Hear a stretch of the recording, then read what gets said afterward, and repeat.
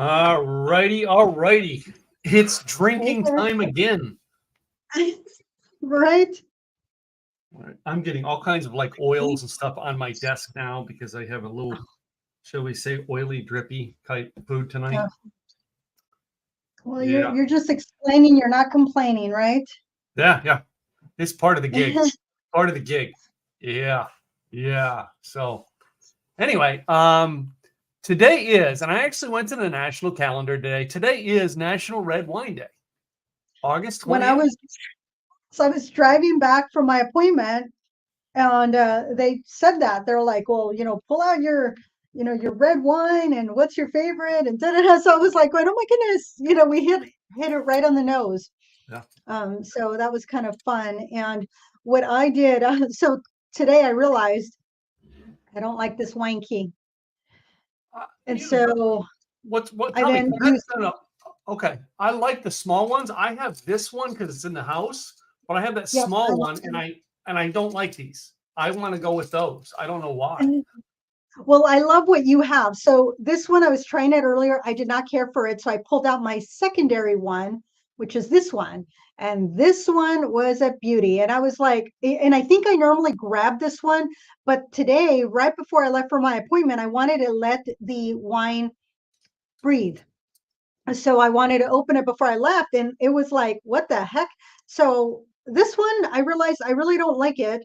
This one made the bottle opening super simple. I really liked it. The other thing I like about this particular wine key is that it has the little cutter. The cutter to cut the when you have like this one. This is the Yep. bottle I opened this last night for dinner. I got the rest of it for tonight, Okay. but it had that, and I needed that, and I had to cut it with something else. This bottle does not have. It has a wax seal on top. So, Ah, but so yeah. I'm going to demonstrate here because I did not open my wine to breathe, and I should have opened both wines to breathe tonight because I have two good wines. I didn't get one. I got two good red wines. It's Red Wine Day. Why not get two? Right. Well, what I did is that I still had some leftovers from the last time we did wine from One Hope Wine. So I did pull those little puppies out. But I have my other wine right here that is the primary one for today that I specifically did. And of my running people, the series, the Oregon Brewery Running. So Yeah. it's a series that we usually go to different breweries and then we run a 5K from there. Sometimes it's 7 miles, sometimes it's 5 miles, but that you have the option of running. But for the most part, it's a 5K, so 3.2 miles. This time, this is the only one that is done at a winery, and it was at Abbey Road Farm. And so we got the glass and wine after the race. Mind you, elevation, hills, trail, it spanked us. It was tough. I came in fifth female this time, still top 10, but I was very disappointed. I was like, when we went down, not a problem coming, but because it was like this, but the tallest negative decline, as one of my running pacers calls it, halfway up, I'm like, I need to conserve energy. And I just briskly walked it. And I was like very shallow breathing. I could feel it here. It wasn't going all the way down. And so I had to force myself, like, get the air all the way in. That was the problem, was that I wasn't breathing properly. But I think in part was it was hot. It was Mhm. humid and air quality was bad because we do have some fires going on. It wasn't horribly bad, but it was still in the air. And I was like, oh my goodness. So I thought today would be an appropriate day to bring my glass out to say thank you, Oregon Brewery Running, for putting on the event because they're so much fun. And, Abbey Road Farm, they had a salutation event right after that. So it was kind of fun. So I figured I'm going to use that glass. So it's funny. I have a favorite glass too, and it is from our favorite winery in Napa, and that is Saddleback. Ah, We have nice. been members of Saddleback since we got married. So, and this is the last one I have left. And I remember pulling it out last night, going, "I'm drinking my wine on that." But my wine isn't from Central Coast, or isn't from Napa at this time. Really? Did you do Central Coast, California? Central Coast, baby. To me, Central Coast has some of the best reds in the world. So So where's your from? 2014 Paso Robles Syrah. 2021 Paso Robles Cabernet. And I'm just in Cabernet mood today because the great, I do have to say, the greatest red wine I've ever had from Central Coast was a vineyard. I think it was called Norman. I don't think they're in business anymore. And it was a 2005 Old Vine Zen. Ooh. It was one, to me, I still love Central Coast Old Vine Zens because of it. All right. And that's it. So I found this one here. All right. And it just really, it appealed to me. First of all, it had a pretty blue and white cover, but anyway, it was Central Coast. It was a cab, and it's McLean Vineyards. So found it at Costco, right? But while I was there, I also found this Bull by the Horns, which we had with steak last night, and I opened it up to have more of it tonight. Nice. I will have to show. I have to go grab it because I left it right over here. But I'm going to start pouring. It is Monday night. We pour. Yeah, we pour. That's right. So this wine came in this box. Oh, and is that not the coolest box? I know. And the best part was that this was a gift. So when you build relationships and you do things for others and you help them and you support them, sometimes you get a sugar wish. Mm-hmm. And last time that I got a sugar wish, I did the coffees and the crostinis and what have you. This time I opted to use my sugar wish for wine. And so sugar wish, you get to send a thank you to somebody and then they get to choose what they want. So I chose this Syrah, the other one, because I got two. This is a cab. And look how beautifully it comes. And it's all packed. Hey, we need to get packing like that for our bottles. This is a 2019 DeMartino cab. Oh. And this one's from Chile. So I opted to go with the Syrah over the cab this time. And there was a couple of reasons for it. One, because I wanted something a little bit lighter than a cab. But number two, when this last week, I had the opportunity to have a wine blending experience at Willamette Valley Vineyards. And so you get to taste the wines, you know, the Merlot, the Cab, the Syrah, oh my goodness, what else was there? There was two others. So there you got to taste them. And then you got to decide which is going to be your base and then how much percent of everything else are you putting together. So I did 3 out of the 5, and the base was a Syrah or Shiraz, as some might call it. So I said, you know what? I had not decided until this weekend that I was going to go with the Syrah over the cab. And that was the main reason, was because of that experience. So I thought that was kind of fun to be able to blend your own experience. And when we go back, I can say, I want my own blend, and they will make my blend. Sean made his with Merlot as his base. And there was a couple things that we could adjust on that one. So they saved it, the percentages and everything. So next time we go, he can say, I want the Sean, but remove this or make some changes to it. And you get your glass of your specifically blended wine.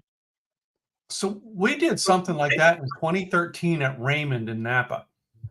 Okay. And I remember because at the time I was doing my events were the Rock and Roll Entrepreneur Boot Camp, and I had the whole rock and roll logo. Mm-hmm. And it came like your mix came with 2 bottles of your wine. You made your label, you put on everything. I designed the label the night before and had it ready to go out and print and everything. My father-in-law, the two of us did it, right? And he's a chemist, so he was really into making his.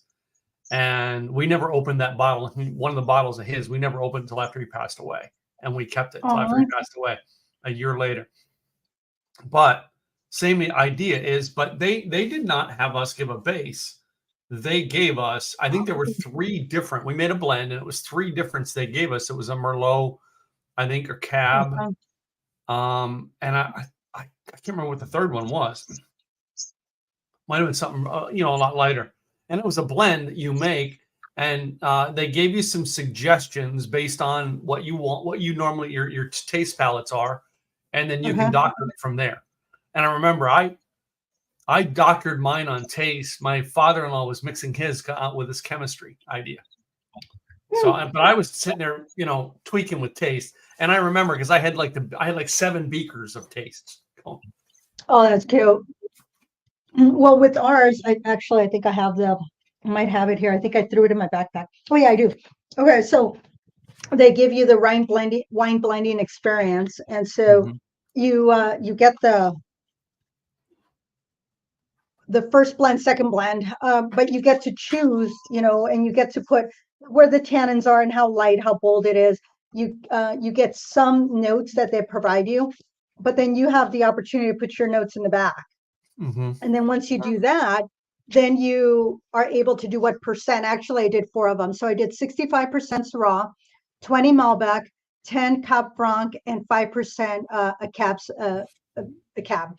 Sauvignon, because I wanted a little bit of that richness of the Cab, but I didn't want it to overpower the Syrah. And so this was kind of fun. The other one was 80%, actually, no, it was 75% Cab. Oh, that was his base. It was Cab, not Merlot. 75 Cab, 15 Merlot, 5% Malbec, and 5% Cab Franc. So I think that next time it's removing the Merlot or bringing it down to 5% and then upping the others will make it taste better with the Cab. But I wanted to use the Syrah as my base. But it was kind of fun to go through the experience to do that. And so you got to do it a little different. You got to have the beakers and do all the things and really mix. Here hi there, Robert. Nicole, hope you coming out to Hood River for the Ferment 5K run. When's that one? I'm gonna have to look. Yeah, I'll have to look that up. Did I miss that? I hope you didn't. I assume Nicole's someone who came from you because I don't know that name. But anyway, so so tonight though we're tasting red wines. All right, I've got both cabs, both from Central Coast, and I like comparing though, like the same kind of wine from the same region, as opposed to if I'm doing tastings, right, you know what I mean? Usually when you go to a winery, you're tasting everything that winery has. Right. But imagine doing a tasting of cab versus cab from the same area, right? That is to me, that is always the thing to get your tastes from that region as to where the wine comes from, Wow. So yeah, and this one was just kind of fun too. So is this one, it is a Syrah, and look how dark it is. The Syrah we had last week, it was not this dark. So we'll talk about the wines in a second. Tell me about the foods that you have. So I mean, we set our outlines. I have in our notes was pasta something, right? So when we do, by the way, when we define it as something, that gives us a chance to be creative and not tell the other person what it is, or that gives you know what I mean, the guy in the group who's not the cook, that gives him the chance to cheat. Just saying. In my case, my wife made, and then like we have rest for dinner tonight. She made a pesto, makes her own pesto, and of course I added some pieces of bread to it, all right, and buttered the bread. And our pesto is made with she makes it with all the pine nuts and everything herself. Okay, nice. So I thought I knew what I was going to do, and then I was like, and I still did that. But what happened was that I love watching cooking shows. I just love watching cooking shows because they're just so much fun. I learn, I get inspired, I pick up tips. It's just all the things, and plus it makes me hungry, and I just enjoy good food. So Chef Jet Tila, his parents opened up one of the first Thai restaurants back in 1972. I believe it was in Boston, and he made his family pad Thai recipe. And so I was like, and of course, when they're on TV, they're doing it really quick. So I was trying to write it down. I said, I'm going to look it up. I found the Hong Kong style chow mein, which I didn't want to do. I wanted the pad thai. So I found the recipe. And what I found was that the way the recipe was written was a little different than the way he showed. So I followed the way he showed. And when he was showing, he was talking about using the chives, but the really thick, it's very specific chives that are like, they're long and skinny. And I ended up not using them. I did go to the Asian store to get all the stuff I needed, but it was like $5 for this bundle. And I said, okay, what else am I going to do with this? So I said, okay, I'm just going to go with the original, which was green onions, which I did. But I made, on Sunday, I made pad thai. First time making pad thai, absolutely loved it. So I did make my original. I was going to make the beef pasta, but I had to bring some of Chef Jatila's pad thai. And sprinkled the green onions. I have the peanuts, the lime. This normally would not go with red wine. You would want a white, you'd want a Riesling, you'd want something a little different. I didn't make it very spicy. I usually add the chili oil to it or a sriracha or something else. I did add sriracha to the sauce because it's all about the sauce and the balance of the sauce. And so that's what I did on this one, but I had to go with my original because if I want to do a meat sauce, I wanted it to be red. And so that's why I did this. But I had to give a shout out to Chef Jatila because it was just first time making pad thai. It took me a moment and it was that, oh, next time I think it's going to be better than this time. And this time it was pretty darn good. So we that's used to with watch that. cooking shows too, and I can tell you, I had three favorites. Gwen had a ton of favorites, but I had three favorites, and I think hers were close. Was Ree Drummond from Oklahoma. Okay. Very, very good. A lot of cute recipes she does for the ranch. Valerie Bertinelli. Valerie Bertinelli is really, really good with her show, and a lot of unique things she does. And the third is called The Kitchen, where it's 4 different chefs. Yes. Oh. Yes, I love The Kitchen. Oh my goodness, I love The Kitchen. I watch them. They're so much fun. I really enjoy that one. For me, before it was Iron Chef when it was in Japan. Yeah.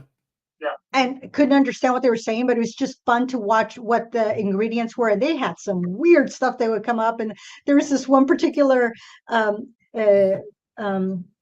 judge that she was always like, oh, she always found some fault of something, and it's just like so particular. But I used to love watching Iron Chef way back when, and then I got into watching this one Canadian chef. He's like 6'8" or something, super tall, super nice. And what I liked about him is that I could follow his recipes very easily. And I made ginger ale while he was making ginger ale. I had all the ingredients, and while he took a break from cooking to make this one snack, I was able to make the snack. So that was kind of fun. Now it's Food Network is one of my favorite channels. Yeah. We've got to get the Discovery Plus app, I think, next of our next app. I love this because this is going to show you some of you people what good chefs are. Bam. That's right. I love Naomi's so awesome. Emerald Legacy. Well, I did not get chocolate cake. But I did pick up. Well, I didn't pick up. It was brought. So part of Rotary, one of our biggest things is exchange students. So we always host and we send out outgoing students. Well, one of the students, she is from Switzerland. And 5 years later, after she had done her exchange, she came back to give us an update, and she brought us back some candies, that chocolate that are directly from. So even though you can't get Lindt out here, this was purchased and brought over from Switzerland. And then, of course, Dove chocolate, because it's Dove chocolate. So I thought that was kind of, gotta do the chocolate, only no cake.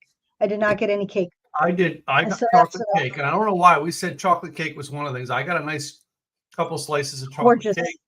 That looks beautiful. And then these are my snackies.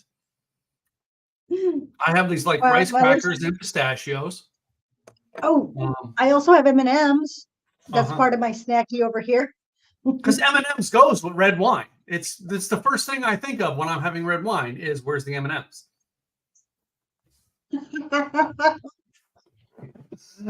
Right. So you know, we talk an awful lot about, over the years, we over the 2 years of doing the show, we taste a lot of things, and we've done an awful lot of, sometimes we just want to sit and relax and do, have a wine and cheese and relax. And we've done that with wines.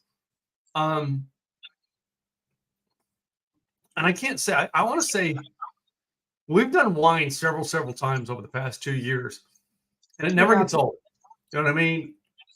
Now it's always different. We're always doing I something know different. there's a million different wines, but I want to think compared to beers, like, yeah, we've done a few beers, but I always circle back to the same beers, right? I never circle back to the same wines because I move on and my palate changes when I go from region to region.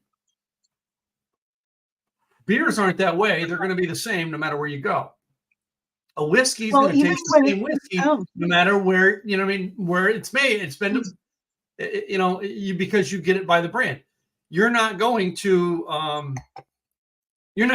Fort Worth, Texas, and having to deal with 42 different distilleries. No, there's maybe a handful of them, so your tastes aren't going to vary.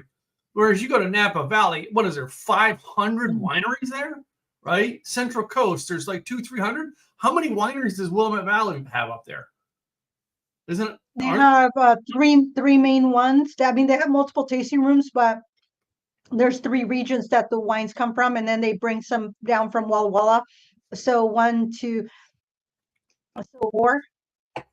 4 actual locations that are the primary at a vineyard, whereas they also have additional 4 or 5 that are in that are not at a vineyard.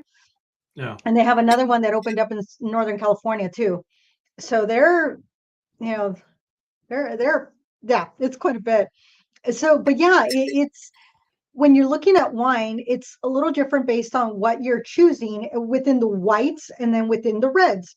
When you're doing a cocktail, I mean, we did that where we were using the same whiskey for multiple cocktails, over 3 weeks, but it was the same base whiskey. It was just what we were adding to it that changed. So that's the thing when you say it's the same, it's the taste is different and what we're pairing it with is different, but what was the same was our base whiskey or bourbon or vodka, whatever it was that we were making, there was a base that we used to start with. With wine, your wine's your wine, and from one year to the next, it's going to be different. You can have a 2014 Syrah, the 2015 is not going to taste the same. The 2020 is going to be completely different. So each one's going to be a little different. There was things like with Napa and Central Coast, and I remember I had 3 odd years of Napa wine from the same winery. Okay. And then I had 2 evens.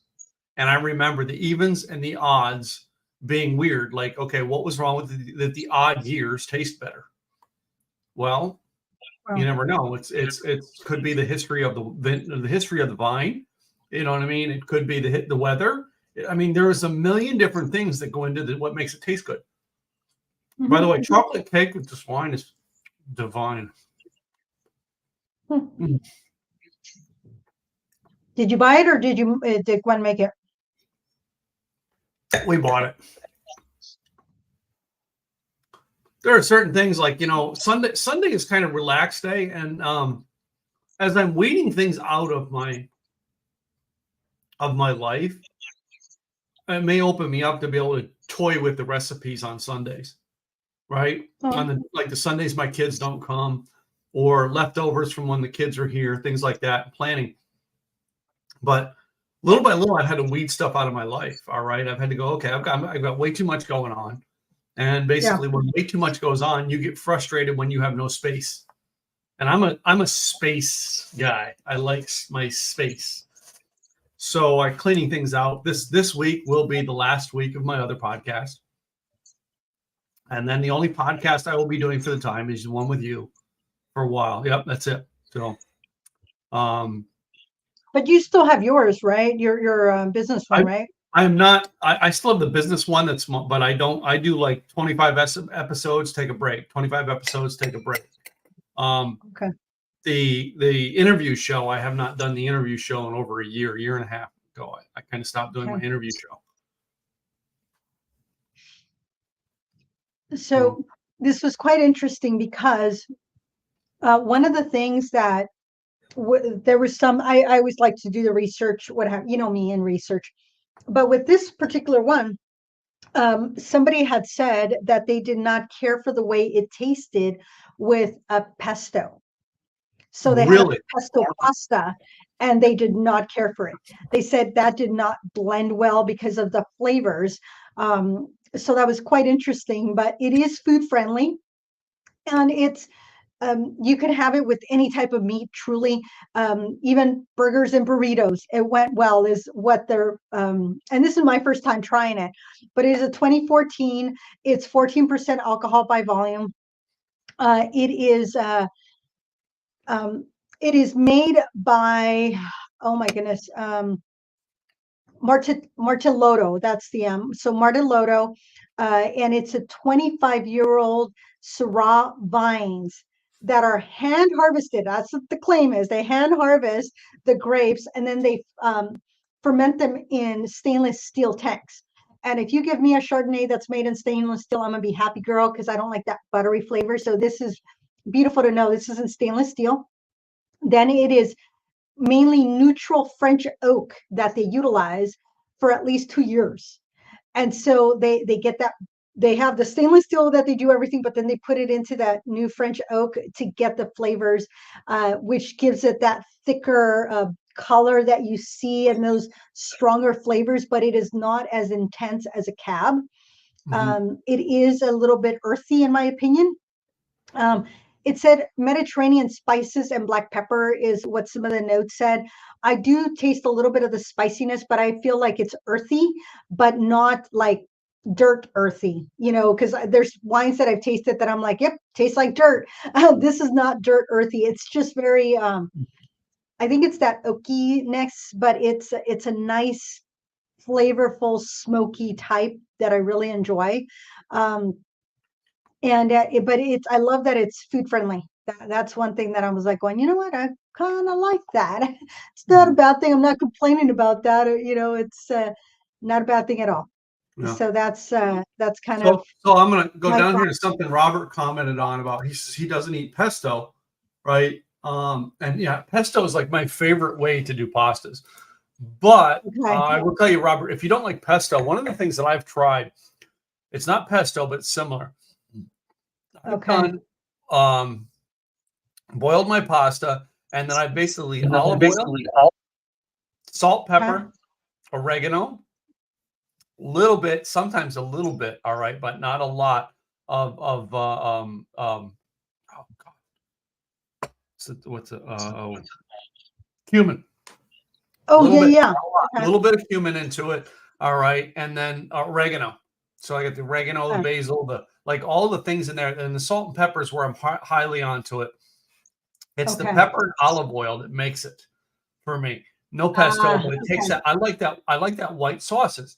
No, I love a red Okay. sauce, and you give me a good homemade red sauce from almost anybody You're that's gonna making a be like, homemade sauce. I'll go you're red gonna be sauce. num I'll num love it num. too. Yeah. I was trying to look for because the ones that are made in Paso Robles, they're supposed to be numbered, and I'm sure that they are. Only I'm not seeing the number on here. I'm sure it's somewhere. I And just what winery? oh, here it is. Here it is. Found it. Bottle 3,805 of 5,000. So Is that right supposed to be there, all there's. Paso Robles wines, or is I'm sorry. that all Paso Robles wines, or just one from that The vineyard? the one this particular one from from the winery, that's what they want to be distinct, Oh, okay. so they consider it art in a bottle, and so they want them to be exciting, bold, elegant, and expertly crafted, and so they do that specifically. So that is them. Greg More, oh my goodness, Martelletto. Mhm. Sorry, Greg, if I mispronounced your last name, but he's the motivator behind these wines, and he wants to make it uniquely California, and he wants them to combine well with food. I'm going to do And but he something here also with wants my wines while you're doing that. Go ahead. to, While you're but doing that, it's I'm going to look up. Go ahead.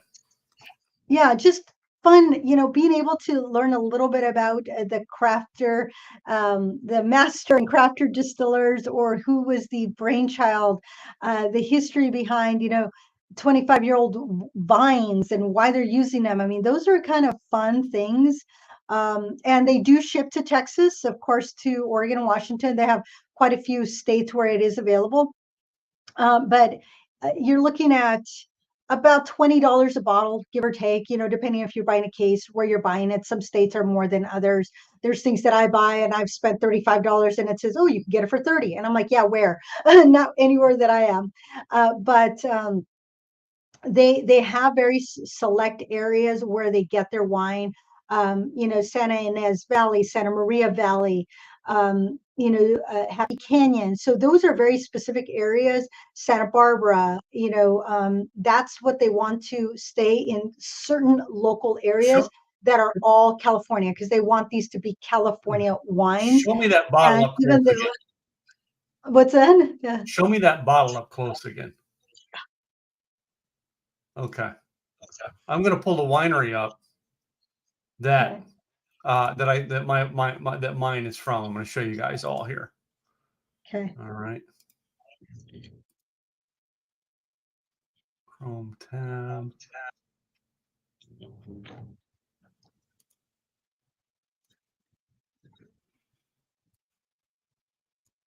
So this is the winery that my red comes from. That's this one here. Okay. All right, because I pulled the website. Of course, being a website guy, I can always see a website on a bottle. Anyway, Right. that's the wine I have right there. This Clemens. Clemens. Yeah. But as I went down their site, this looks like a really good blend here. Love M&W. Zinfandel, Syrah, Primitivo, Petit Syrah, Merlot, Grenache Blanc. That looks like a hell of a blend, if you ask me. Right. And Oh, then and they then have the Simone Zinfandel. there you I'm go. gonna tell you, that Tim is going to order this and have this shipped to his house, this Zin, because it's a Zin from Paso Robles. Okay. And then they have a Syrah, one last Syrah. But I wanted I to look at love the the logo. I wanted to look at the logo because I started to see this logo and I'm like, wait a minute, what's that well Pinot the one. Well, no, the if you go up a little bit, the Yeah, right there, that so reminded me of that yeah. M. The sideways M. Kind of frilly, kind of pretty. That's But I really cool. seen that and I was just rolling and seeing that and I'm like, wait a minute, let me see that bottle again. I started like, don't tell me we picked the same winery. Well, only you and I would That do would have been that. hilarious. But I will Um, tell you all that Tim was not going to tell me region, wine, nothing. He was not going to tell me where, which I was fine with. And we both picked the same area, so the that same was area. kind of Yeah. fun. It's just, Um, I think what it is as our show has progressed, we've started to blend our palates, right? And what we like tasting, right? Now, but usually if we're, you ever notice that if you and I are down to doing a drink, it's usually like a combination of three. All right. And there's a chance we like one of each, right? But the three are combined in some way, sort or fashion. That goes for whiskeys, that goes for wines, that goes for beers, right? And it's like a class that those classes get in, and like you pick one, I pick the other, but we both like the oh, class. Yeah, I don't know why it yeah. is. Well, last week we both ended up with Angel's Envy, Angels Envy, yeah. and that was Oh, just by fluke. yeah. We had And not talked about what alcohol we were gonna, or what brand, I should say, whiskey we were gonna use. It just so happens he's like, oh, look what I have, and I was like, look look what what I I have. have. Showed him. It was hilarious, even though I had a little bottle of the Maker's Mark, but had to use the Angel's Envy. It was just one of those things I that know. had to. I was originally going to do mine with my Maker's Mark that I have, and I have Maker's Mark, and I have what's the other one I have over there? Oh gosh, I can't see it because I locked it in. I have another one. That was the other one. But then when I was bringing Craig's Angel Envy back, I'm like, I got to have it. And then we had Saturday night. We went to Gwen's company, the executive management meeting dinner for the year, and basically the founder of the company and his wife, she loves to host parties, but she can't stand to cook. So she finds this really nice restaurant and invites all the management to come over to the restaurant. And she says, well, this is my cooking for the night. Choose what you want. And Love it. I asked for an Angel's Envy. I asked for an Angel's Envy old fashioned. Guess what I And got? everybody else said, I want one too. No. Guess what the problem was with the Angel's Envy old fashioned at this restaurant? Common did not mistake have you and rye? I talk about all the time. Did they not? Well, either it wasn't a rye, they didn't have it, or they did they put it in like over a bunch of ice versus one big cube? Mm-hmm. Like I really, you know what I mean? I'm at a party that someone else is paying the bill on. So I'm like trying not to do this. But when I ordered my second one, I'm like, can you do it with a big cube, please? Okay. The second one came with a big cube. So they did have them. But They should have known.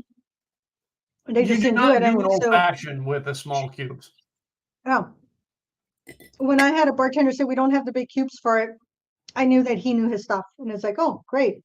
But when I had ordered at a place that I was like, what's wrong with it? I didn't realize because they had always made it so good. It's that the bartender put it over ice and it had diluted by the time I got it. Yeah. And then That once is I the realized problem it, with it's small like, cubes. It will dilute it and it'll affect the taste. you're like, no, there's 2 ounces. I'm sure there is, but it didn't taste good. Yeah. So we'll have to say my red meat sauce just definitely brought out all the spices from the Syrah. So I got a little bit of the kick because I did try it before and I liked it with the red sauce. There was a little bit of a kick there because the spices from, because I always, no matter what I do, even if I start with a jar of sauce, I will always do something to it. I will always doctor it up. I will add more spices. I will add more garlic. I will add meat. I will add wine. I will put, a couple of bay leaves and then simmer it for an hour. So I will do all those things to my pasta because that's what I do. And so that's what I did with this one. And so it had all the herbs and spices in there, and it brought up the herbs and spices from the red wine. And even though the pad thai normally would not go with the red, I think it tasted nice. I think that the flavors that are in the pad thai blended beautifully with this red, even though a pad thai would not normally go with the red. And if you are doing a red, you want a lighter red. The other thing with this wine is that it called to let it sit or chill in the fridge for 20 minutes. I only chilled it for maybe 10, but I did have it in the office, which is not, it's not hot, it's not cold. So it did sit open for the 2-3 hours that I was out at my appointments before I got back. And then it sat a little bit longer, because I was prepping everything. So, having that, and when I put it in the hutch here. When I opened the hutch, it was like that smell of wine that came out, and I was like, "Oh, that smells so good." So good times, Matt. So now I've looked up the other winery. And let me get that one up.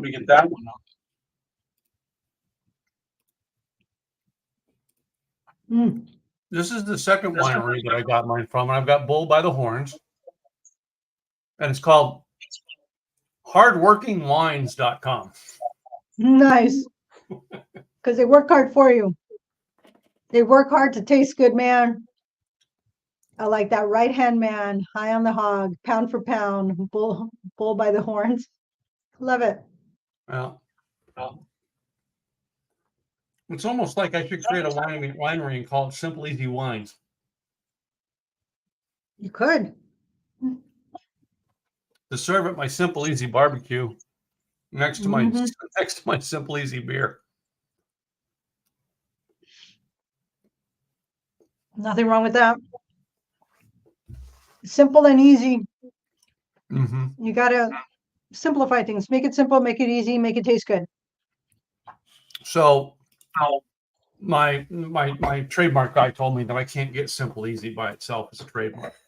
So Because it's too much of a somebody is trademarking it. oh, they're already in the process of it. They're already in the process of it. Mm. And this just goes to show when you're in business and you're doing marketing, You gotta do it like you this. try to do things on a budget. Sometimes you screw yourself. So the long term of my plan of my marketing has a boundaries because there's only so far I can go with it. Had Mm. I did what I did with this company and just borrowed the money to go get it, I would be in a lot better shape right now. I did tell one of my clients because she was struggling with her payroll and doing the things, and I'm like, I know how much the business is making, and I'm like, you know what? You're doing your business and it's doing well. Pay for somebody else to do your payroll. There's no reason for you to be struggling to that. I said, I did payroll for many years. I worked for a huge payroll company. I said, I don't want to do my own payroll. That's not my thing. I said, my bookkeeper takes care of my payroll. And here, let me referred her to a local, and I had given her the name. By the time I emailed her the contact information, she had already talked to them. Yeah. And they had already said, hey, thanks for sending so-and-so over. We're, do the thing. You know what? It is worth paying the money so that you don't have to have the headache. It's going to be done right. And it's one less worry, one less thing. It's like focus on what you're good at and then let other people do all the other things because there's It's no not just point that. in wasting energy. It's not just that. It's the planning of the business out. All right. You're an insurance agent. That's one thing. All right. You're selling other people's products, but you want to brand your specific agency, right? Right. That's not hard to brand. But when you're creating a brand, right, you're not tied to someone else's product or service. You're creating your brand. So Your often things, everybody your does. everything. They go, well, my budget is only so much. I can only do so much. Not realizing this is what I did this time, which I didn't do the last few times. This time, I just took the credit cards out and used the credit limits to get the stuff needed that's going to make the brand grow. Once the brand is making enough money, right? Right now, I'm making those payments on my credit cards. Then I will turn that into a corporate or a business loan. Right. All right, and pay it off over time. It's just part of doing business. Had I not done that, there are other people out there who could take what I'm doing. And some people think just because I own the domain name, I'm great. No, I had a domain name down and I had a brand down, and someone else owned the brand, not the domain name. So you got to know what you're doing in your business anyway. That's the business lesson of the day. That's why wineries brand everything out, and they build their brand out from everything they do. You gotta protect your brand. You gotta protect your products. You gotta protect everything. Mm. It's like, oh, somebody say, oh, do you have that insurance? It's like, of course I do. I'm the risk adverse. I'm going to put it on insurance to take care of that because I don't want to take on that liability, personally. Mm-hmm. Why would I do that? And sometimes when we do that with our business, we're taking on that liability, which then we can't backpedal from it because somebody else already grabbed it and you're going, I don't know what to do with that now. It's like, well, now you have to rebrand, change the name, do whatever to try can't to. tell you how many websites I've bought and sold and let go. Yeah. Anyway, so tonight's topic is red wine. As we get off before we get too far off onto other things, when it comes to red wine, all right, what are the things that you enjoy red wine with? If I have a delicious ribeye or tenderloin steak, Mm-hmm. I want a red wine, Mm-hmm. period. Mm-hmm. I might want my old fashioned before dinner, but I want a red wine with dinner. I want to enjoy that, the flavors that the red is going to bring to this steak, the flavors the steak is going to bring to that red. And I could have asparagus, or maybe I have a baked potato and a salad, whatever it is, whether there's a sauce or no sauce, it just depends. I want a red wine. So that is a must. Um, if I'm having so the other thing that I absolutely have to have a red wine with is if I'm having a stew.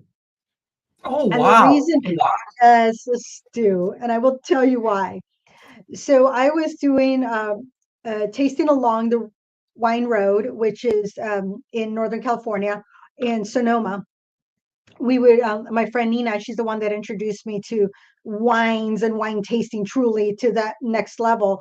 And so we stopped by all these wineries. We had multiple wineries to stop at, and every winery had used their wine that they had used in the recipe of the food they had made. Mm-hmm. One of them didn't quite get it. She did something completely different, but it was fine. It's everything paired okay. But everybody else had paired, or not just paired, but had used their wine in the recipe. Um, at the time, I was still into white wines, not so much into reds. So I went into Geyser Peak, and they had this delicious stew that was just absolutely amazing. And so I'm eating the stew. I'm going, oh my God, it's so good. We're seeing all the things. I tasted their cab, and I fell in love. That was when I was like, I like red wines. This is what a red wine should taste like. Well, then I found out that they used their cab in their stew. And I went, Oh, oh, well, no wonder this is so yummy. It had all the stuff, but they had cooked it for hours and hours and had used their red wine. So when I make stew, it's going to have red wine in it. It may or may not be a cab. I wanted a heftier, I might use a Zin, I might use a cab, maybe a Syrah, whatever I have on hand, I'm going to use. So if all I have is a Pinot Noir, that's what I'm going to use. Although a Pinot Noir is lighter, I want that richer one. But that's why when I have a stew, I want a red wine with it. mm-hmm. What about you? What do you pair your red wine with? I always want a red wine with my steak. Um, and it's funny because this past weekend where I went out for dinner, I had steak, but I had an old fashioned, and I had an Mm, old fashioned after dinner. I didn't really drink. I only mm, drink water during the dinner because I was driving home, so I didn't want to have too many drinks. And I don't like to mix. I don't like to mix wines, but like if I'm going out for dinner and I know I'm going to have a steak, I'm going to have it. If I'm having a surf and turf, I'm still going to have a red cab, right? right. Um, Though usually when I go pastas, I usually go a lighter red before I would Mm, put into it. So I don't usually go with a heavy red on pastas. I went with a heavy red for this pasta tonight. So, um, but truthfully, red wine and a charcuterie board with everything on it, from chocolate to mm. nuts, to crackers to cheese, Oh yeah. is Oh still yeah. one of my favorite things to do. Sunday or Saturday afternoon with friends or family or the kids over here, just sitting there picking at it and pouring little bits of wine. I don't like to pour too much in my glass. I know the standard pour Right. would be right here, right? In a glass like this. I like to do half a standard pour and let it air and drink it as it airs. You know what I mean? Yeah. And I'm not a guy who gulps my wine. I'm a guy who Sips slowly and puts takes a that bite sucker and away. Yeah. Well, It I do my becomes wine the a love same as I affair. do my scotch, is that I only put a little bit in and then I add another little bit in. I'm not, not the full pour. Yeah. That's just me. I like to just do like a half a pour, and then I come and I get another half a pour. Why? I don't know. I do the same thing with wine, a little bit, and then just add a little bit. So when I go to a restaurant, they give me a full glass. It's the weirdest thing because I'm not used to having a full glass. Yeah. Well, yeah, to me, I'm just not a full glass wine person. I like the air, let my glass air. And I have a couple bigger glasses. This is my favorite wine glass, right? But I have some bigger glasses that I really can let that sucker air out in, and it really becomes good when you air a wine out. Oh, So I'm but gonna have some milk chocolate chocolate. with your red wine, always. But Personally, I prefer dark chocolate with red wine over milk chocolate, but I will try the milk chocolate. or having a good dessert red wine. Usually, if I'm having chocolate cake, having me a good dessert red wine, it's got some sweetness to it. And you don't have a lot, much smaller glass, Yeah, it's one of those little guys. one of those little guys, and that little bit of wine combined with your chocolate cake is heaven. Yeah. I want to know what Dove has to say today. Oh yeah, there's always a comment. You got to show that one. There's always a comment on the back of the Dove wrapper. Hands are meant to be held. And that's Karina T. Nevada. Hands Red are meant wine to is be. meant to be drinked. Yeah, it's a little too blurry, but yeah. So this is a dark, and I think it's been sitting there. It's, oh, that's what it was. I'm like, why is this melting? I'm in this section of my laptop where it's a little bit warmer. And apparently it's normally Dove doesn't do this. Melts in your hand and melts in your mouth, not in your hands, is definitely a Dove thing, but and not in this case when you put it on something warm. So it's softer than I'm used to because it started to melt.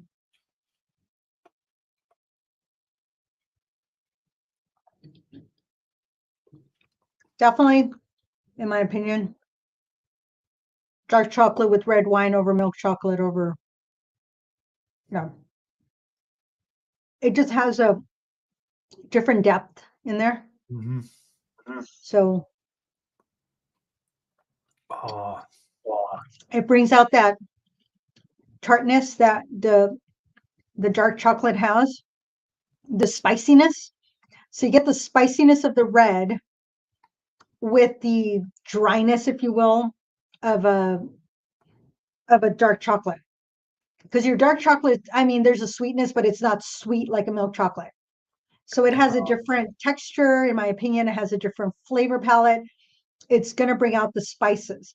The milk chocolate, it's chocolate. It tasted good. It went well, but the dark chocolate just brings out the character of the wine. mm-hmm. Got to have that character of the wine. That's kind of the fun part of it. But yeah, make sure you don't put it in anything that's going to melt. Don't leave it in your car. Chocolate will melt in your vehicle. Yes, not a good thing to leave in your car for the weekend. Just saying. Yeah, if you're going to buy anything that melts, mainly chocolate, make sure you take a little ice bag or something and one of those. If you have your lunch pail, the insulated lunch with one of those ice packs, put the chocolate in there, put it inside there, protect it. Because the time it takes you to get from the supermarket to home, even if it's a 10-minute drive on a hot day, guess what? It's going to start to melt. I did a lot of shopping, for a lot of people during COVID, and it was always protecting the products, and so I was like constantly making sure my insulated bags did not stay in the vehicle. Those came inside with me because I did not want them to get hot.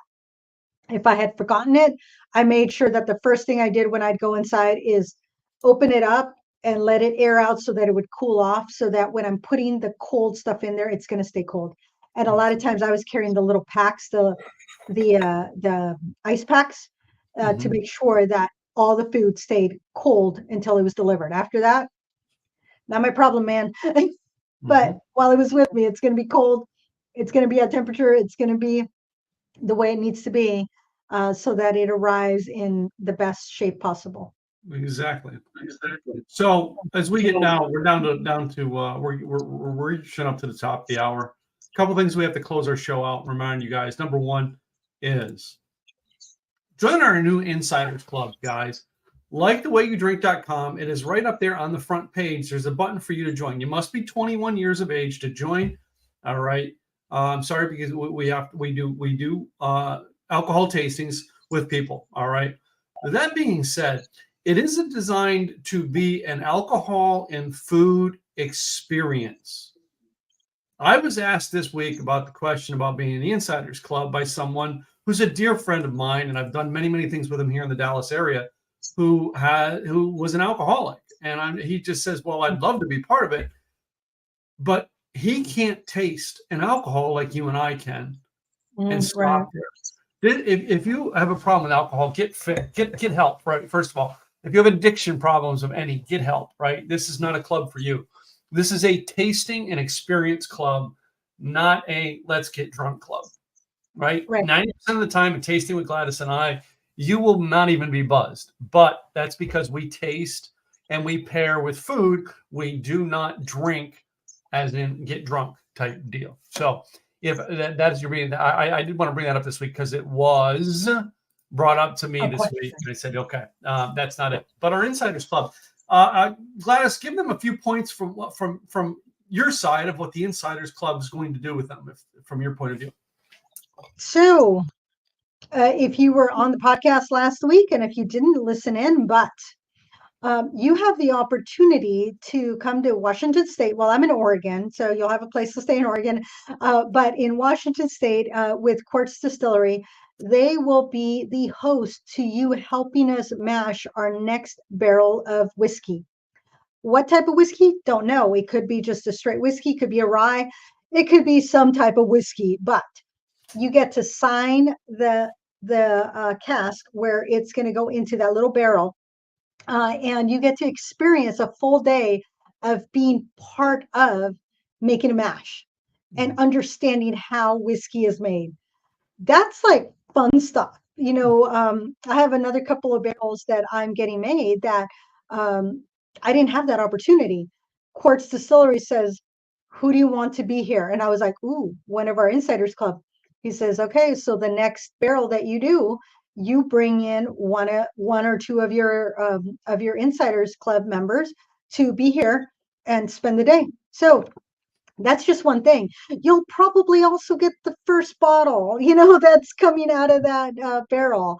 You get to sign the barrel. I mean, there's a lot of different things that are enjoyed that are above and beyond perks, besides getting together with us, doing some pairings that aren't done. You will get invited to different events. So there's going to be like a Greek festival that's in October here in Oregon.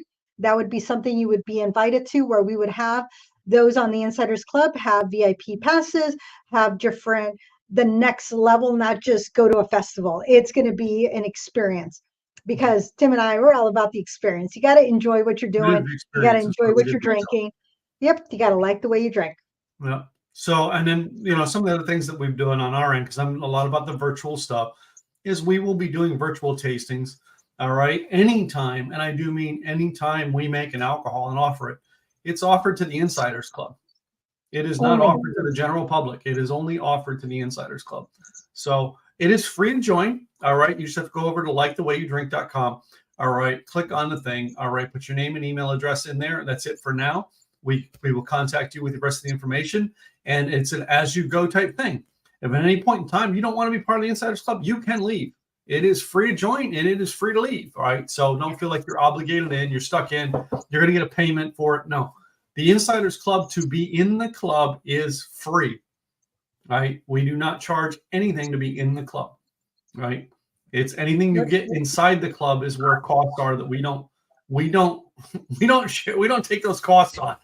You have to pay for your own alcohol. Sorry. Sorry, not sorry. Yeah, but most clubs, I mean, we have the Multnomah Athletic Club here that it is a wait to get in. You have to have a down payment. You have your monthly, yearly payments that are outrageous. It's, mind you, that is a gym amongst other places, but you could also use their space for meetings, and they do have their restaurant, and it's a great space, but it is a lot of money. We're not asking for anything. We're just saying, hey, come join us, be a part of what we're building here, and I think you will enjoy the ride. Be a part of the next level. We've enjoyed it the last 2 years. Yeah. So, and also, guys, this show every week is brought to you by Gladys and I. We have put this show on. Our businesses pay to sponsor this. Our businesses pay to keep the lights on. Our businesses pay to keep the alcohol pouring and the food coming in. That being said, there's 2 businesses that make this happen, and I'm going to let ladies go first. Gladys, tell us about your business. Gladys Boutwell Insurance by Design, helping small employers attract and retain quality staff through employee benefits. If you have a small employer and you're like, hey, can I afford to provide benefits to my employees? Guess what? I will let you know. And if you are not in a state that I'm licensed in, I will still answer your questions and I will connect you to an agent that is in your area that knows your space specifically. Go to insurancedesignpros.com and you can get on my calendar. On the upper left-hand corner, you will notice that there's a little button where you can get 101 employee benefits for all budgets. If you just want the white paper, my book is coming out that will go into detail on all those employee benefits. And this is my co-host. Hey guys, Tim Gillette, and I have Simple Easy Websites. That's right, Simple Easy Websites. We are a done-for-you website design and hosting service. You go to simpleasywebsites.com. Two things I'm going to tell you about that we have on the page for you. Number one, there is a way for you to just, hey, book a consultation, book a conversation with us. Let us go over your website. We'll tell you exactly some things that you can do to improve it. All right, get engagement and start making money with your website. And secondly, we have, if you don't want to talk to us yet, we get it. All right. Sometimes, you know, it's really that sketchy thing. I don't want to get on the phone with them yet. I just want to know, what do I need to do to make my website great? We'll get our new Simple Easy Website Planner. That is also on the website, simpleasywebsites.com. If your website's not making money, we can fix it. Other than that, as we're over an hour now, but anything else? I just want to thank my my buddy Jenny for giving me Sugar Wishes. Thank you. I'll use this one. It's a thank you, Sugar Wish, for having delicious wine. I didn't know what to expect. I love the way it came. Great packaging, and Willamette Valley Vineyards for the experience of blending my own particular wine. So that's awesome. So that was this week's thank yous. Do you have any shout outs, Tim? No. Just thank you for having a show with me every week. All right. With that, ladies and gentlemen, we're going to give you one last cheers to go. All right. Cheers, ladies and gentlemen. We will see you guys next week.